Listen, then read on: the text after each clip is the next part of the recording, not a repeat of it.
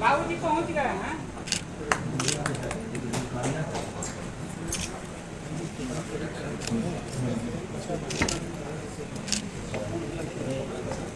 मैं किसानों से बात कर रहा था तो मुझे एक नया रिसर्च मिला। मैंने कहा रिसर्च से ही कुछ होता है। एक समस्तीपुर के कोई पान उत्पादक किसान थे और वो पान जब सूख जाता है तो पान का फिर कोई रेट दर नहीं रह जाता, बेकार हो जाता है।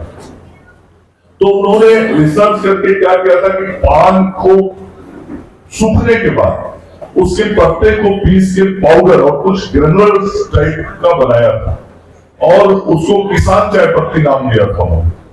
और वो पान के सूखे हुए पत्ते का चाय पत्ती जैसा पान पत्ता का बना हुआ पत्ती का चाय हम लोगों ने वही बैठक में पिया।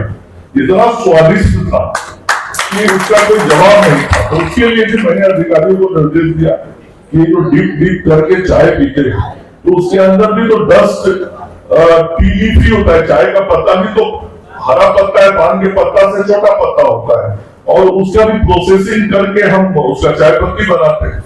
और पान के रस का बहुत लाभ पेट के लिए होता है और पाचन क्रिया में पान के रस का बहुत महत्व बताया गया है।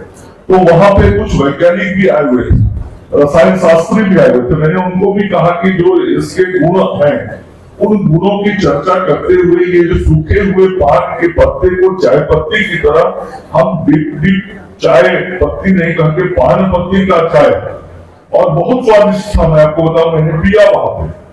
तो ये इस तरह के नए नए काम चल रहे हैं और इन चीजों को आज प्रमोट करने की जरूरत है, हमको उत्साहित करने की जरूरत है। मैंने उस किसान को बहुत उत्साहित किया जिन्होंने इस प्रकार से प्रयास किया था। इस प्रकार के नए नए प्रयोगों से हम विकास के नए आयाम कर सकते हैं, हम आगे बढ़ सकते हैं। और निश्चित रूप से मैं इतना कहना चाहूंगा कि कृषि मंत्री के रूप में सदैव मैं आपके साथ खड़ा हूं, एक सामाजिक राजनीतिक कार्यकर्ता के रूप में भी आपके साथ खड़ा हूं और संपूर्ण चौरसिया समाज का मैं धन्यवाद आभार व्यक्त करता हूं। आज आपने मुझे आमंत्रित भी नहीं किया, मुझे सम्मानित भी किया। आप सब लोगों का हृदय से आभार व्यक्त करते हुए आपके बीच से मैं प्रस्थान करना चाहूंगा। बहुत सारे कार्यक्रम हैं और लगातार कार्यक्रमों में जाना भी बहुत जरूरी है, इसलिए आप सब लोगों से क्षमा मांगता हूं, मैं विदाई लेता हूं। धन्यवाद, नमस्कार। हो गया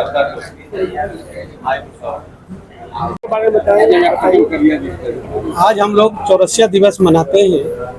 नाग पंचमी का पूजा होता है और वस्तुतः नाग पंचमी तो सावन के दूसरे पक्ष में पंचमी को होता है, लेकिन आज चूंकि उस दिन हम लोग सब दूसरे जिलों में मना रहे थे तो आज सामूहिक रूप से पटना में मना रहे हैं।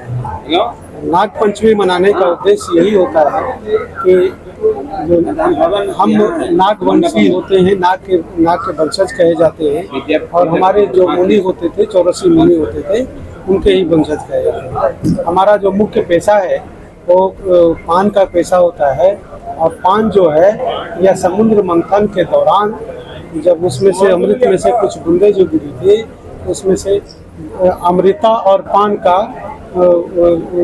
बना था और इस तरह से दोनों जो है वो महाऔषधि है। एक भगवान पर चढ़ता है और एक मनुष्यों को ठीक करता है। इसमें ढेर सारी गुण होती है। गुण का अगर बखान किया जाए तो संभव है बहुत कम शब्द कम पड़ जाएंगे।